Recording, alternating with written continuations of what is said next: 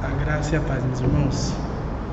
Vamos continuar aqui estudando os nossos devocionais.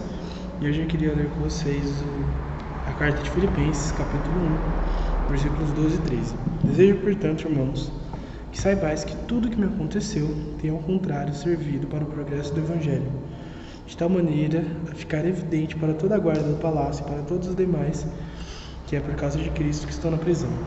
Amém? Que Deus abençoe essa palavra.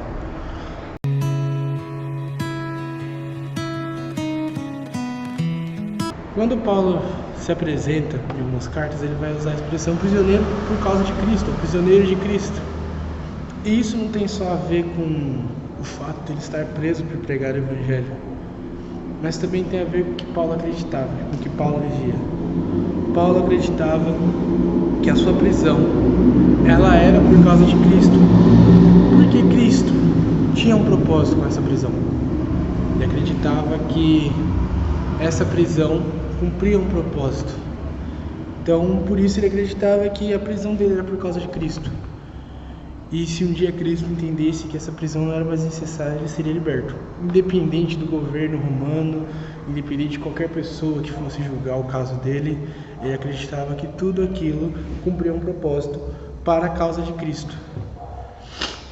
Paulo olha para a sua situação, ele olha para a sua dificuldade, e ele consegue entender que existe um propósito além, que vai muito além daquilo que ele estava sentindo na hora, muito além do sofrimento que ele tinha na hora. Paulo entende que aquela condição vai além. E aí, eu e você, às vezes, a gente vai precisar olhar para alguma dificuldade, olhar para alguma situação que é incômoda. Não vou falar que não é incômodo, mas a gente vai olhar para algumas situações e a gente vai precisar entender, isso cumpre um propósito maior. Isso vai além daquilo que eu sinto, isso vai além daquilo que eu quero, mas isso cumpre um propósito maior.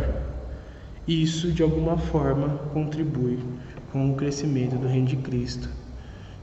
E que isso contribui com a pregação do Evangelho no mundo.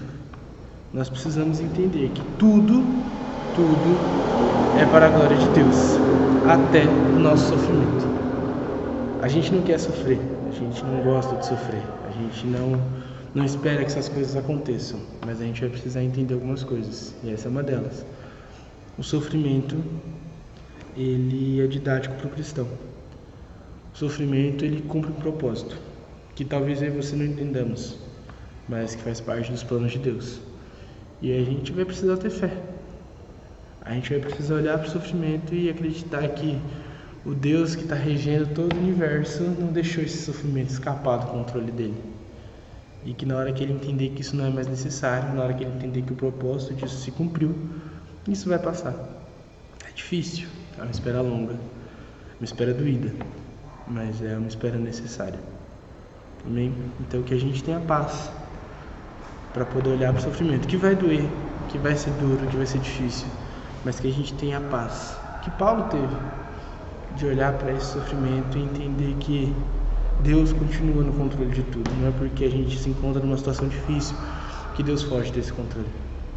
Então, a gente precisa entender isso e que o Espírito Santo nos dê paz para isso. Em nome de Jesus, vamos orar. Deus, tem coisas que acontecem que a gente não entende. Tem dores que vêm que a gente não sabe porquê. Tem dificuldades que vêm que a gente não entende porquê. Mas que o Senhor nos dê paz para entender que tudo está debaixo do teu controle. Que assim como Paulo entendia que a prisão dele era permissão sua, que nós possamos entender que o sofrimento vem e que o Senhor está no controle de tudo. E que a tua glória resplandeça sobre o sofrimento, que a tua glória resplandeça sobre a nossa dor. Esse é o nosso desejo.